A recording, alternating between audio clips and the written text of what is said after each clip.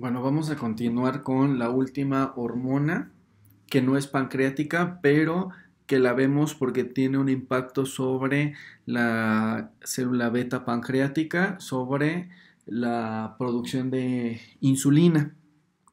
Son las incretinas. Ustedes recordarán que cuando vimos a el glucagón, su gen, cuando se transcribía y posteriormente se realizaba la traducción de ese mensajero, tenía un polipéptido muy grande, el cual después es procesado y dependiendo del tejido y la enzima que se encontrara era el producto que tú tenías.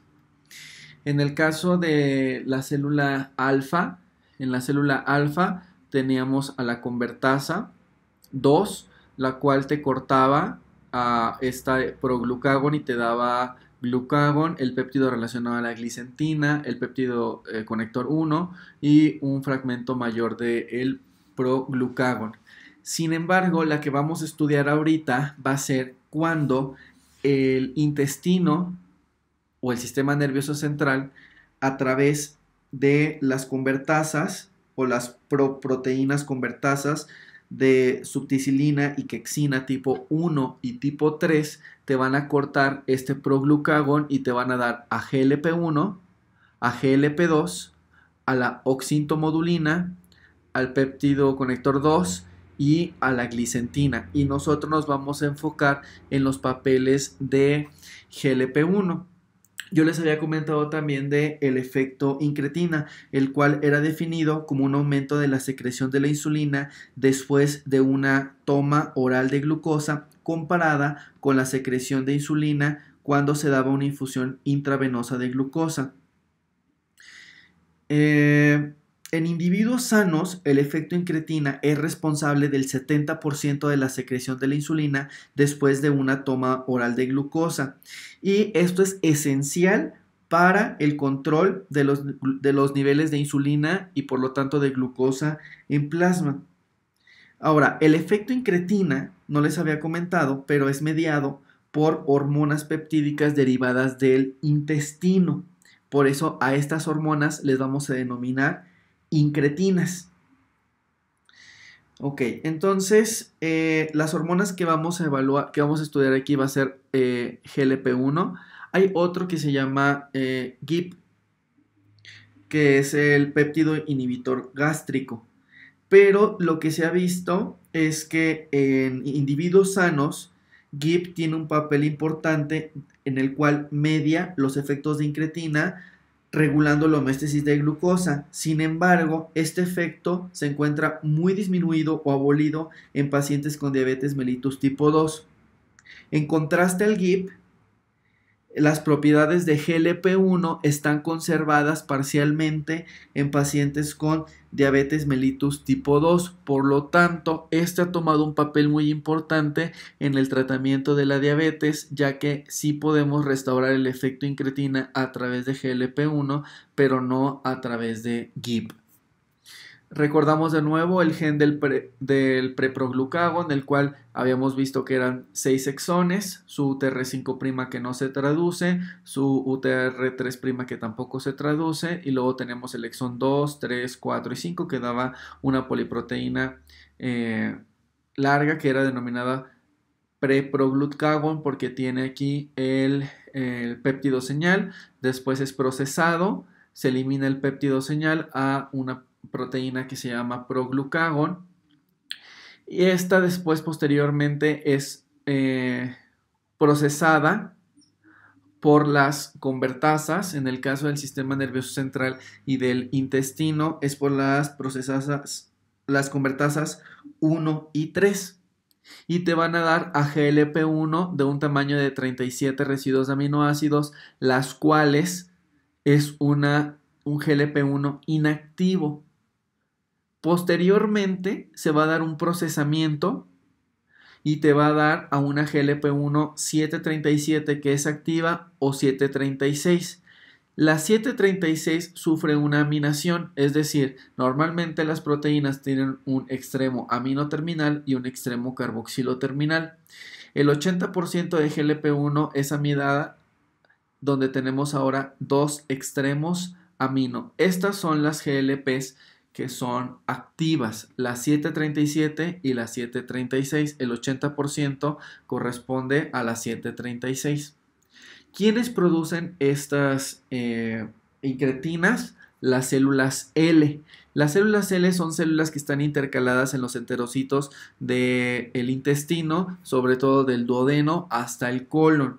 Y estas son las encargadas de producir hormonas gastrointestinales, entre las que se encuentra GLP-1, GLP-2, la oxintomodulina, la glicentina y el GIP, como respuesta a nutrientes que son tomados en el intestino o por estimulación neuronal a través del nervio vago o también por estimulación hormonal. Aquí vemos un esquema del tracto gastrointestinal, falta nada más GLP-1, donde podemos ver que el péptido inhibitorio gástrico se encuentra desde el duodeno hasta el yeyuno y GLP-1 y GLP-2 se encuentra desde el duodeno hasta el colon. En todo este parte del tracto gastrointestinal se encuentran las células L que van a producir GLP-1 y GLP-2. Habíamos visto que GLP-1 137 es inactivo o no tiene funciones biológicamente activas, sino que debe de ser procesado a GLP-1 737, que después se hace una aminación a GLP-1 736.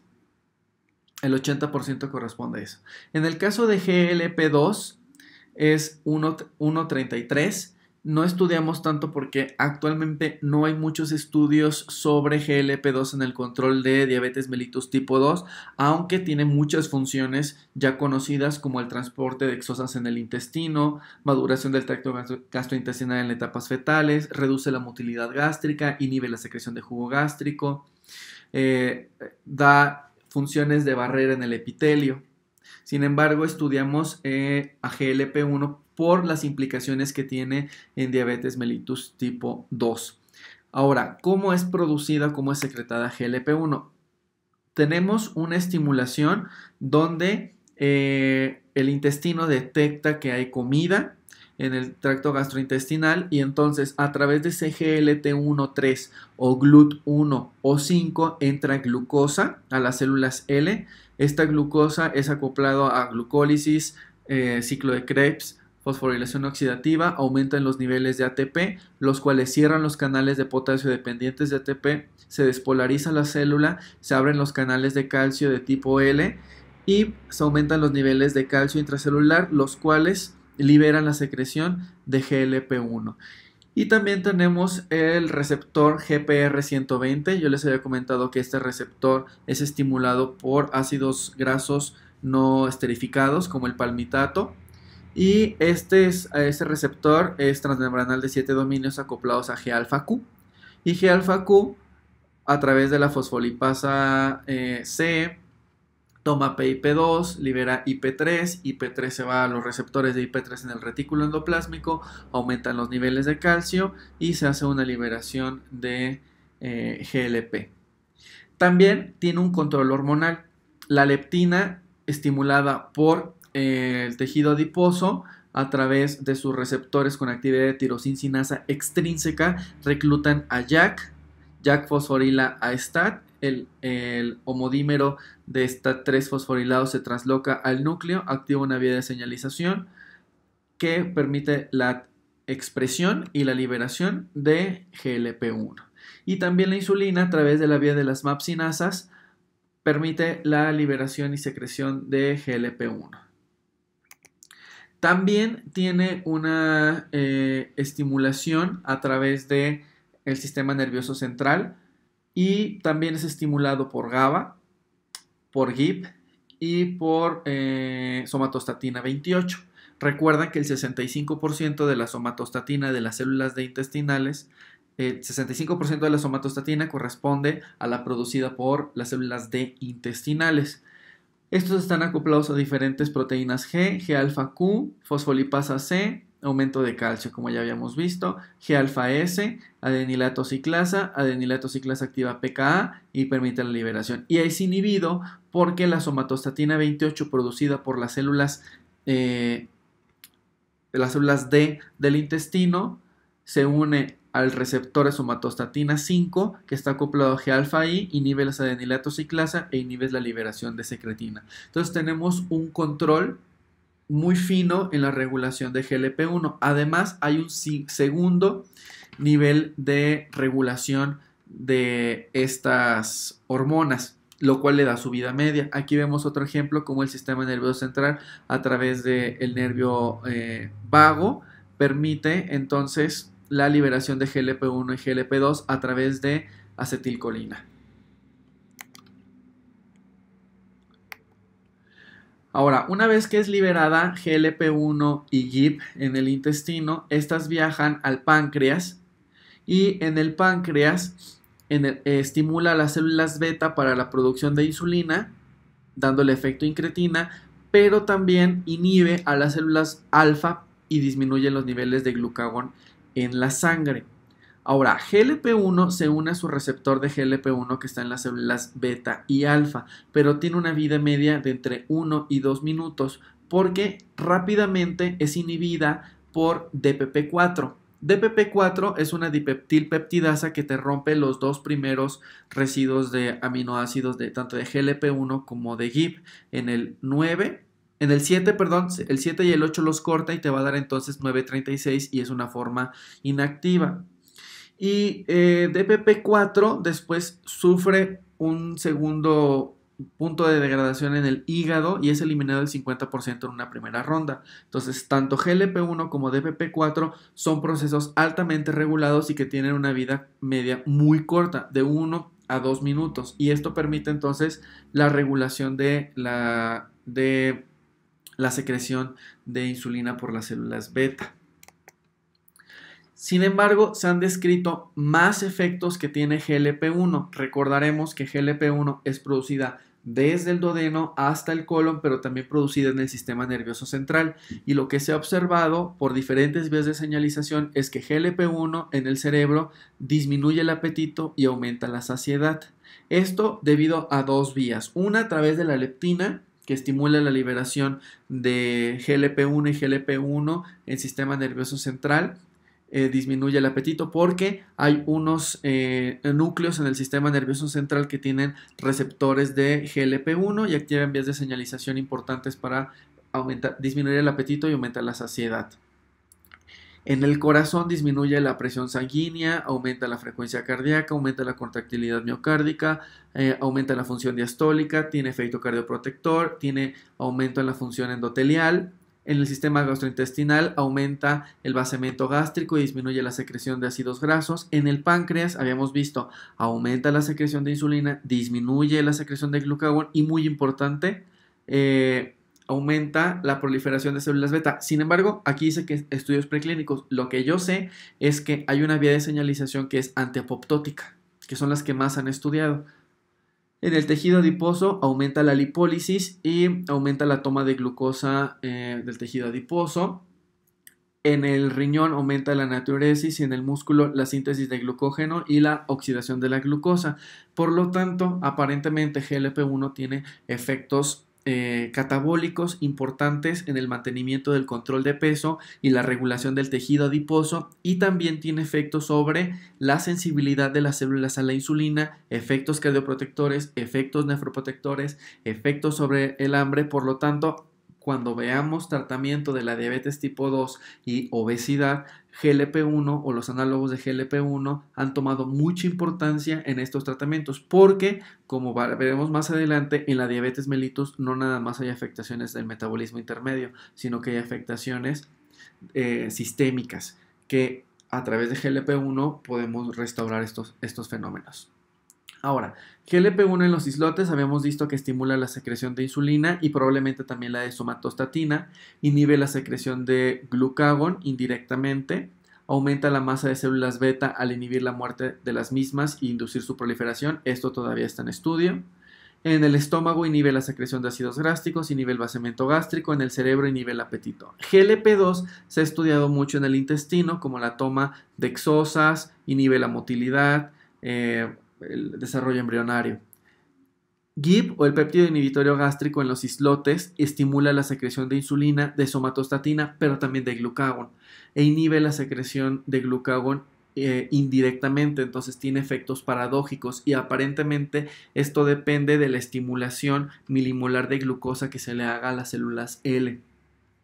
En el estómago inhibe la secreción de ácidos gástricos y vaciamiento gástrico. En el tejido adiposo estimula la adipogénesis, la lipogénesis y la producción de adipocinas.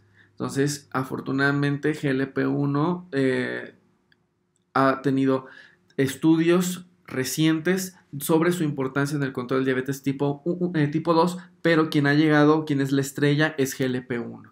Ahora, una vez que es liberado GLP-1, encuentra su receptor que es transmembranal de 7 dominios que puede estar acoplados a G-alfa-S. G-alfa-S estimula la adenilato ciclasa, aumenta los niveles de AMP cíclico, activas a PKA y a través de PKA todas las vías que habíamos visto, tanto para la producción, síntesis y secreción de insulina, efectos antipoptóticos y efectos proliferativos a través de la vía de AKT y a través de la vía de P90.